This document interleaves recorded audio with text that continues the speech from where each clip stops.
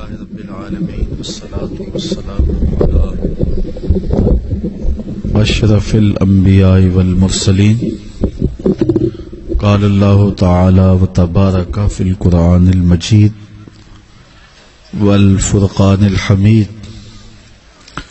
بسم الله الرحمن الرحيم.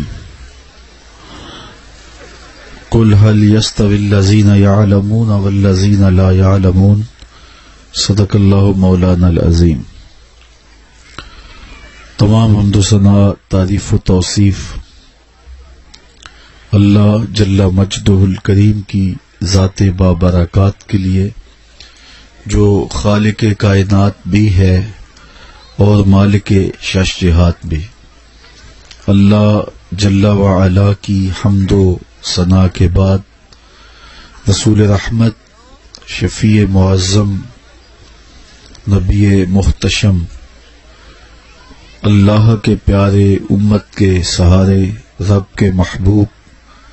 دانائے غیوب، مالک رقاب امم، فخر عرب و عجم، والی کون و مکان، سیاہ لا مکان، سید انس و جاں، سرور لالا رخاں، نیر تاباں، سر نشین مہوشاں، ماہ خوباں، شہنشاہ حسینہ، تتمہ دوراں، سر خیل زہرہ جمالاں، جلوہ صبح ازل، نور ذات لم یزل، باعث تکوین عالم، فخر آدم و بنی آدم، نیر بطحا، رازدار ما اوہا، شاہد ما طغا، صاحب علم نشرہ، معصوم آمنہ احمد مجتبی،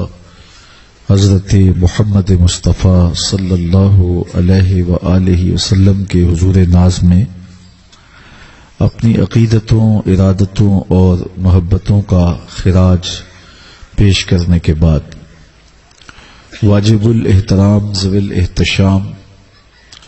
معزز و مکرم سامعین،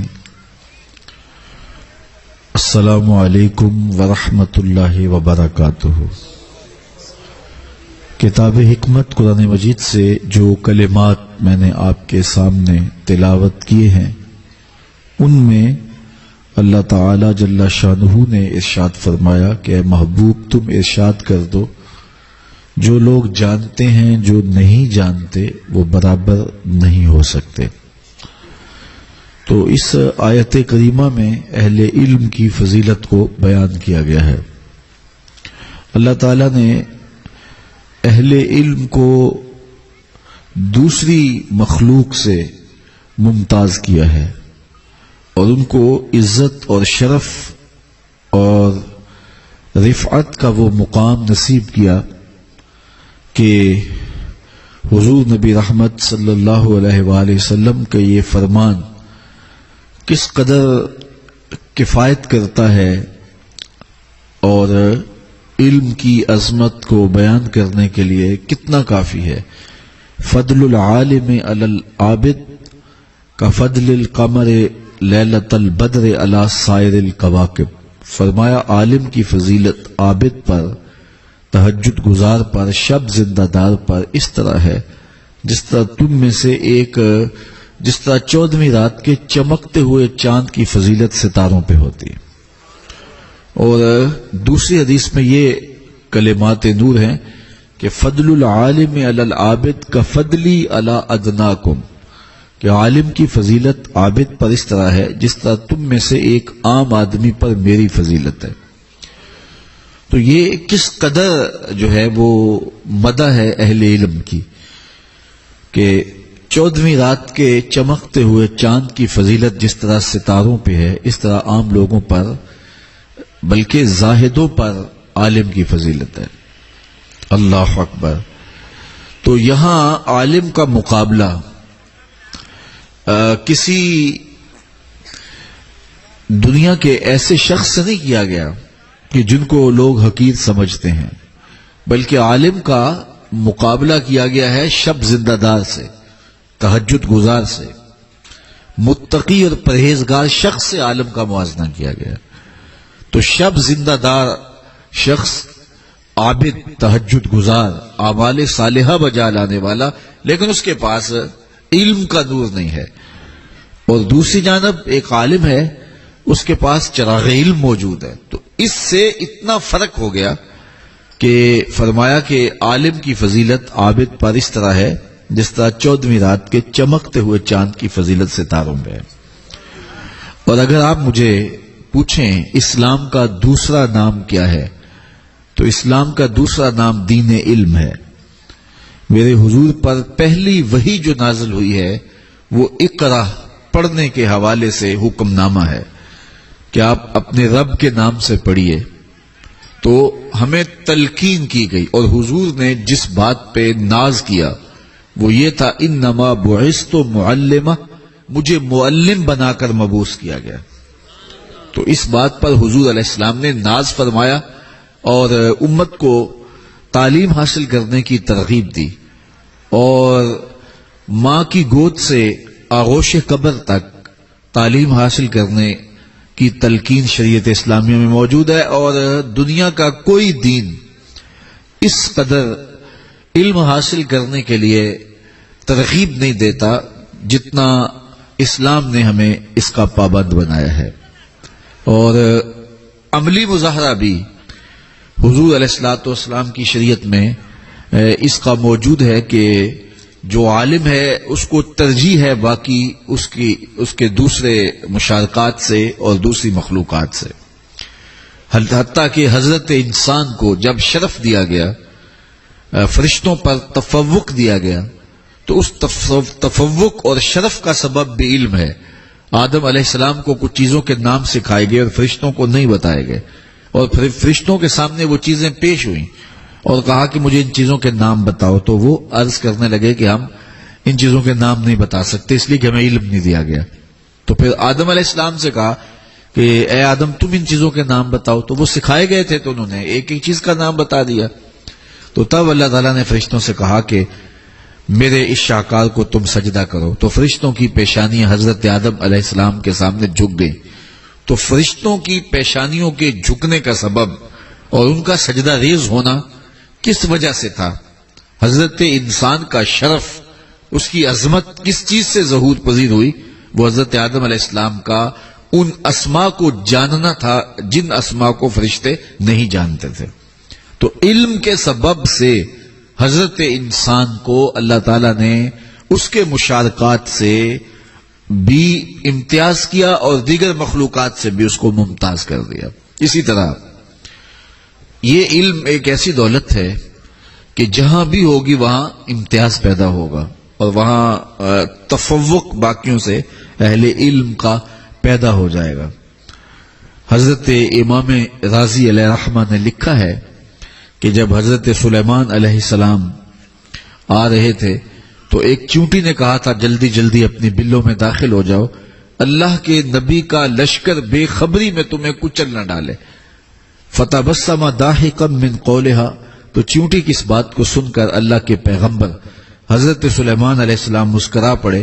کہ اس نے کہا کہ یہ لشکر ہمیں کہیں کچل نہ دے، بے خبری میں عدم توجہ کی وجہ سے ہمیں دیکھ نہ پائے اور دھیان نہ ہو اور ہمیں کچل دے. تو امام راضی لکھتے ہیں کہ اس چیونٹی کو قیامت تک آنے والی چیونٹیوں کی ملکہ بنا دیا گیا. کیوں؟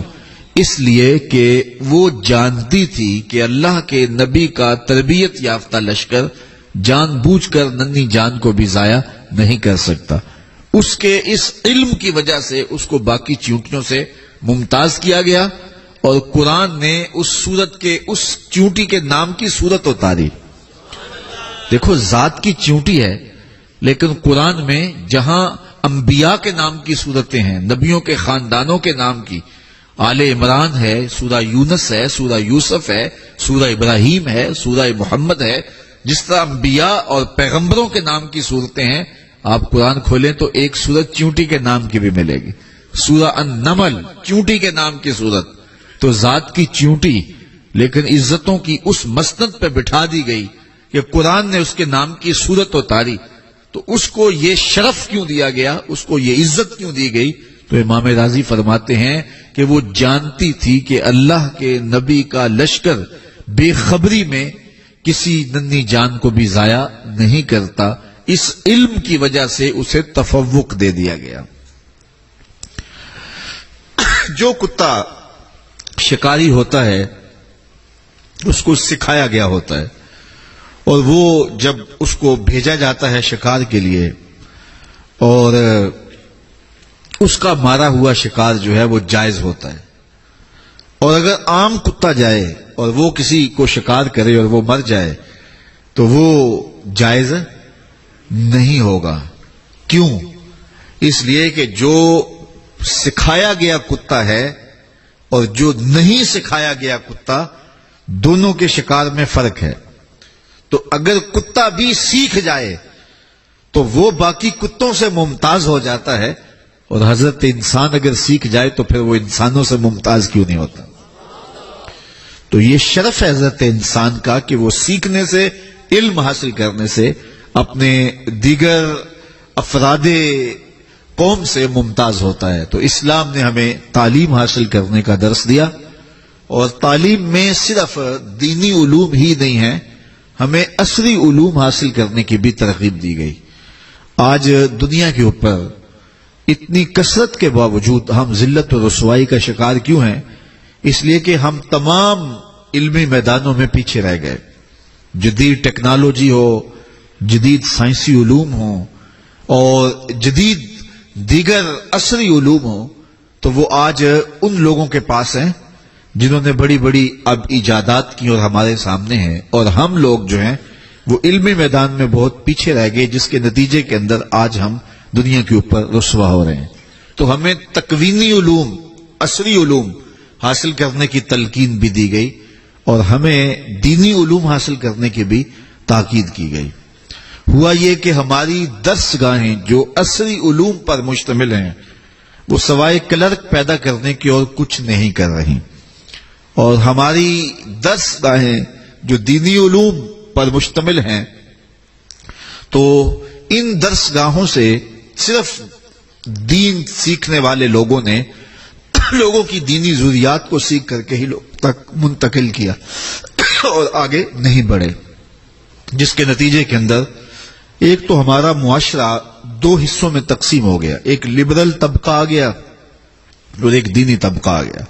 اور ہر آنے والا دن اس خلیج کو بڑھاتا چلا جاتا ہے۔ کاش کہ ایسا ممکن ہو کہ عصری درس گاہیں اور دانش گاہیں جو ہیں ان میں دینی علوم کو داخل کیا جائے، تاکہ ہماری جو عمومی نسل ہے وہ دین سے بے بہرا نہ ہو۔ لیکن ہر آنے والا دن جب طلوع ہوتا ہے تو ہم خبر سنتے ہیں کہ فلاں نصاب سے بھی فلاں مضمون نکال دیا گیا، اور فلاں نصاب سے بھی فلاں مضمون نکال دیا گیا۔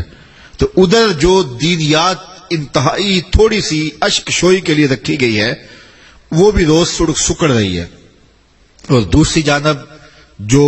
درس گاہیں ہیں تو ان کا جو دینی نصاب ہے وہ بھی شارٹ ہو رہا ہے، اور مدارس جو ہیں ان کے اوپر پابندیاں جو ہیں وہ بہت ساری جو ہیں وہ عائد کر دی جاتی ہیں۔ اور تیسری بات یہ کہ درس گاہوں کا حجم ہی اتنا کم ہے کہ وہ معاشرے کے اندر دینی آگہی کی ضروریات کو پورا نہیں کر رہے، اور پھر ہوتا یہ ہے کہ درس گاہوں میں علم و تعلیم کو حاصل کرنے والے عمومی طور پہ معاشرے کے اندر ان لوگوں کا انتخاب کیا جاتا ہے، اور والدین ایسے بچوں کو بھیجتے ہیں جو کہ دیگر میدانوں کے اندر جو ہیں وہ چل نہیں سکتے ہیں۔ تو پھر ظاہر ہے جس طرح کی انویسٹمنٹ کی ہوگی تو نتائج بھی اس طرح کے ملیں گے۔ تو اس وقت ان امور کی بہت زیادہ ضرورت ہے کہ جو ہماری عصری دانش گاہیں ہیں ان میں دینی علوم کے لیے کوشاں ہوا جائے، لیکن وہ چونکہ ریاستی سرپرستی میں ہے، میرے اور آپ کے بس کا روگ نہیں ہے، اور جو پیچھے منصوبہ ساز بیٹھے ہوئے ہیں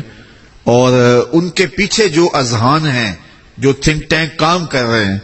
تو یہ تو حالات ہمیں ہر آنے والے لمحے میں جو ہے وہ دور ہی لے جا رہے ہیں۔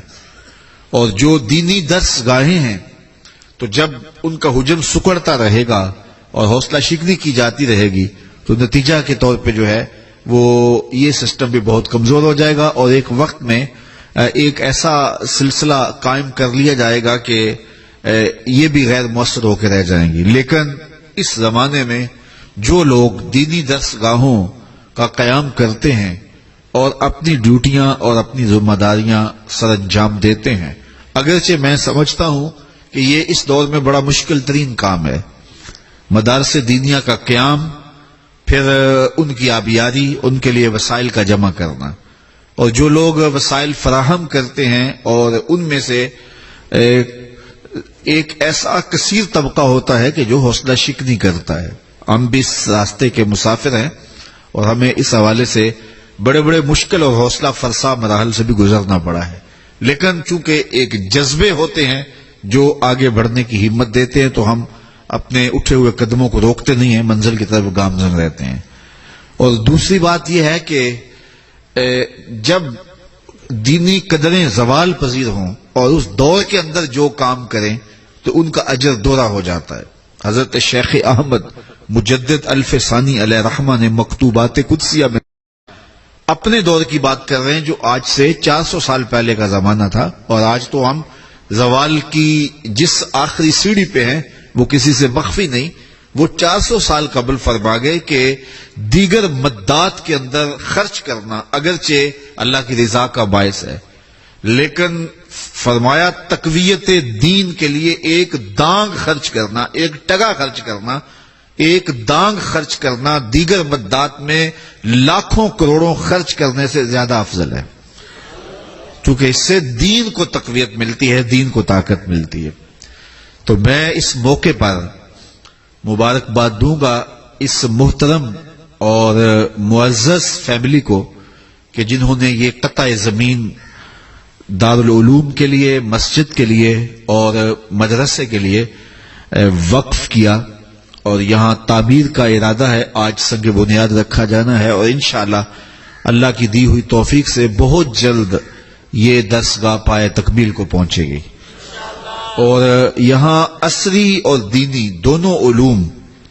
کے ذریعے سے نئی قوم کی، نئی نسل کی تربیت کے لیے منصوبہ بندی انشاءاللہ کریں گے، تاکہ اس علاقے میں یہ درسگاہ ایک مثالی درسگاہ بنے، اور اس میں روشن خیال اور روشن ضمیر مدرسین کی ایک کھیپ آنے والی نسل کی اچھی تربیت کرے، اور وہ جو ہے وہ شعوری طور پہ خدمت دین متین کے جذبوں سے سرشار ہو کر کے آنے والے دور کے جو چیلنج ہیں ان کا مقابلہ کر سکیں۔ ادارۃ المصطفیٰ کی جو خدمات ہیں اس حوالے سے وہ اپنی بساط کے مطابق انشاءاللہ پیش کرتا رہے گا، اور یہ معزز خاندان، یہ فیملی جنہوں نے یہ بیڑا اٹھایا، اور آپ سارے لوگ ان کے ساتھ دست و بازو ہوں گے، اور یہ برلب سڑک قطع زمین جو میسر آیا انشاءاللہ یہ بہت جلد اس علاقے کا ایک بہت بڑا خوبصورت عالی مرتبت جو ہے وہ مرکز ہوگا، اور اس سے پھوٹنے والی ضیائیں آفاق کے ایک ایک گوشے میں پھیلیں گی، اور یہاں سے نور و نکھت اور روشنی نکلے گی، اور نسل نو کے لیے، نو نہالان ملت کے لیے یہ ایک اچھا گہوارہ تربیت بنے گا، اور یہاں سے تربیت پا کر کے جو ہے وہ نو نہالان ملت امت کی بہتری کے لیے اپنا مقدور بھر فریضہ سر انجام دیں گے، اور یقیناً جنہوں نے ایک اینٹ بھی لگائی ہوگی اللہ اسے بھی جزائے خیر دے گا۔ جس درسگاہ میں میں پڑھا ہوں یا ہمارے اساتذہ پڑھے تھے، تو جن لوگوں نے اس درسگاہ میں جو ہے وہ انویسٹمنٹ کی، وہاں سرمایہ کاری کی، وہاں ایک اینٹ بھی لگائی، تو آج دنیا کے ایک ایک کونے میں ہم پہنچ کر کے کتاب اللہ کا درس دے رہے ہیں، اور سینکڑوں ہزاروں نہیں لاکھوں نوجوانوں کی زندگیوں میں تبدیلی آئی ہے، تو کیا اس اجر و ثواب کا حصہ انہیں نہیں ملے گا جنہوں نے اس درسگاہ کے اندر ایک اینٹ بھی فراہم کی تھی؟ اور پھر گزرتے ہوئے لوگ یہاں نماز بھی پڑھیں گے، اور مسجد کی برکات بھی نصیب رہیں گی، اور رسول کریم نے ارشاد فرمایا جس نے تتر کے گھونسلے کے برابر بھی مسجد تعمیر کی۔ تو آپ تو دیہاتوں کے رہنے والے ہیں، تو تتر کا گھونسلہ کتنا بڑا ہوتا ہے، ایک آدھی اینٹ کا بھی نہیں ہوتا، تو جس نے تتر کے گھونسلے کے برابر بھی مسجد کی تعمیر کی، رسول کریم فرماتے ہیں قیامت کے دن اللہ تعالیٰ اس کو جنت میں محل نصیب کرے گا۔ اتنا بڑا صلہ اس کے لیے رکھا گیا ہے جس نے ایک تتر کے گھونسلے کے برابر، ایک آدھی اینٹ کے برابر مسجد کی تعمیر کی ہے۔ تو یہ اتنا بڑا قطع زمین برلب سڑک، اس کو اس عظیم کاز کے لیے، اس عظیم کام کے لیے، اس عظیم مقصد کے لیے اور اس عظیم مشن کے لیے وقف کر دینا، یقیناً یہ اس پورے خاندان کے لیے عزتوں کا سبب بھی ہوگا، آخرت کی بہتریوں کی ضمانت بھی ہوگا، اور اس پورے علاقے کی نسل نو کے لیے، نو نہالان امت کے لیے ایک بہتر ذریعہ ہوگا۔ جو لوگ یہاں سے برکت، فیض، روشنی حاصل کریں گے تو یقیناً ان کو ثمرات نصیب ہوں گے۔ میں دعا گو ہوں خاص طور پہ جو ہے وہ اس فیملی کے لیے اور ان کے جملہ متعلقین کے لیے اور اس علاقے کے تمام لوگوں کے لیے جو اس درس گاہ کی بنیاد میں آج شامل ہو رہے ہیں، اور اللہ ہمیں وہ جلد دن نصیب فرمائے کہ ہم دوبارہ جب یہاں آئیں تو اس کا آج سنگ بنیاد رکھا جا رہا ہے اور پھر ہم اس درس گاہ کا جو ہے افتتاح کر رہے ہوں، اور یہ خوبصورت درس گاہ پھر پورے علاقے کے اندر ایک جو ہے وہ روشن استعارہ نور بن جائے، مینارہ رحمت بن جائے، گہوارہ تربیت بن جائے، اور اس کے صدقے سے کئی لوگوں کی زندگیوں کے اندر روشنیاں، اجالے اور نور و نکہت نصیب ہو۔ اللہ مجھے آپ کو اپنی رحمتوں کے سار میں رکھے، اللہ میرے وطن کی حفاظت فرمائے، اللہ اس ملک میں نظام مصطفیٰ کی بہاریں نصیب فرمائے، آپ جتنے لوگ آئے ہیں سب کو قبول فرمائے۔ وقت چونکہ اتنا مختصر ہے تو اس عنوان سے زیادہ لمبی گفتگو کرنے سے قاصر ہوں، تو جو باتیں آپ تک پہنچائیں اللہ انہی میں اثر کی شیرینی رکھ دے۔ اور یہ 2 اپریل کو مرکز مصطفیٰ میں مصطفی اجتماع، سالانہ اجتماع جو درس قرآن کے جملہ منتظمین اور سامعین کا ہر سال منعقد ہوتا ہے، تو اس میں میں آپ سب کو بصمیم قلب دعوت دیتا ہوں۔ 2 اپریل کو جو ہفتے کا دن بنتا ہے، مغرب سے لے کر کے رات 12 بجے تک اس اجتماع میں ضرور شرکت کیجیے گا۔ انشاءاللہ آپ کو اس اجتماع میں بہت فائدہ نصیب ہوگا، بہت ساری روحانی برکتیں ملیں گی، اور یقیناً اس اجتماع میں جو پہلے شریک ہو چکے ہیں وہ تو جانتے ہیں، جو نہیں ہوئے وہ ایک بار ضرور ہوں۔ یقیناً پورا سال آپ کو پھر اس کا انتظار بھی رہے گا، اور پورا سال اس کی برکتیں اور اس کی رحمتیں آپ کی جھولی میں بھی رہیں گی۔ تو یہاں دوست آپ کے لیے انتظام کریں گے تو ان سے رابطہ رکھیے گا۔ 2 اپریل ہفتے کے دن انشاءاللہ مصطفی اجتماع ہوگا۔ وآخر دعوانا ان الحمدللہ رب العالمین۔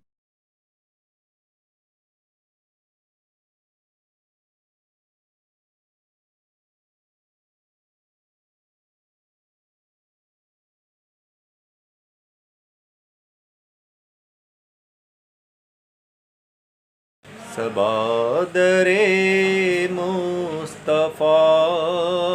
تے جا کے کمی درود و سلام میرا